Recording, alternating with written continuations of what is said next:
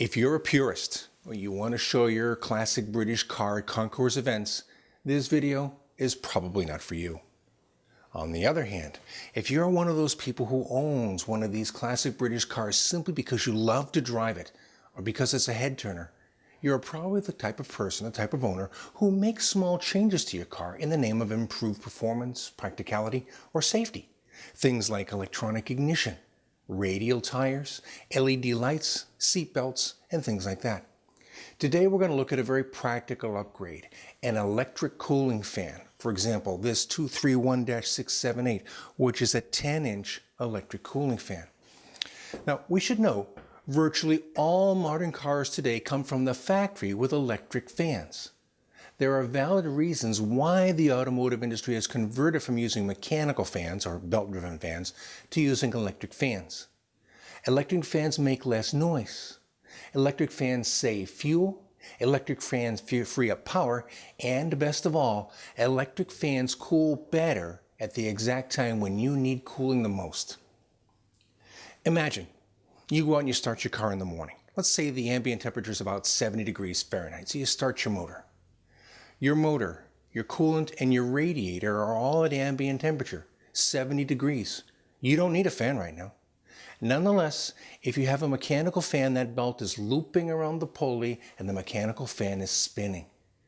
Running that unneeded fan is not free. The fan is moving air. It requires energy to do that.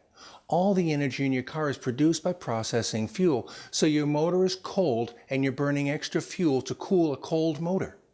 That makes no sense. An electric fan uses a thermostat, and the thermostat turns the fan off and on. If the engine does not need what a fan can do, the fan is off. You're not burning fuel to power a fan you don't need. Now, the practicality of only operating a fan when it's needed is really manifest on the open road. When you're driving along at, say, 50 miles an hour, you have a 50-mile-an-hour wind hitting your radiator. That would cool a small office building. You don't need a fan when an abundant supply of cooling air is already passing through your radiator. In fact, once you're going about 15 miles per hour or higher, in most cars, the volume of air passing through your radiator is probably more than your fan would move anyway. So, when do we need a fan? We need a fan at low speeds, especially in traffic. At low speed, the natural airflow through your radiator is little or nothing. What's been a problem through the whole history of mechanical fans is that they're driven by the engine. If you're sitting in traffic, your engine is rotating at low speed or idle. You need the air movement a fan can create, but your fan, driven by your slowly turning engine, is rotating at a very slow rate. Now, your electric fan is off most of the time because on the open road you don't need it.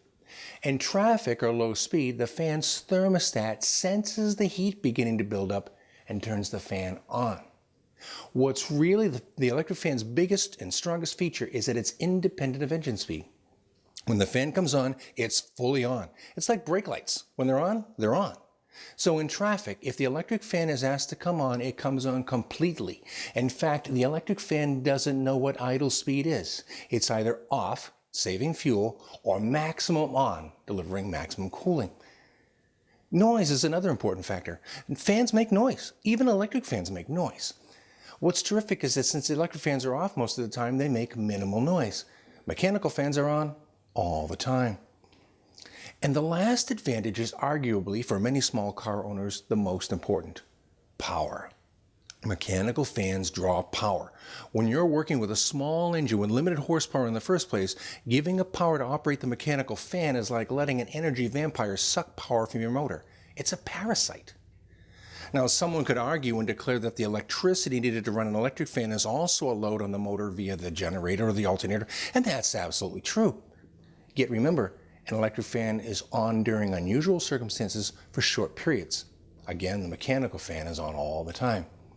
So, if you're looking for a practical upgrade for your car that saves fuel, cuts down on noise, and frees up power for other uses, an electric fan like this 231-678 is worth looking into. Now, if you'd like to know more about this fan and how it's installed, please see part 2 of this video.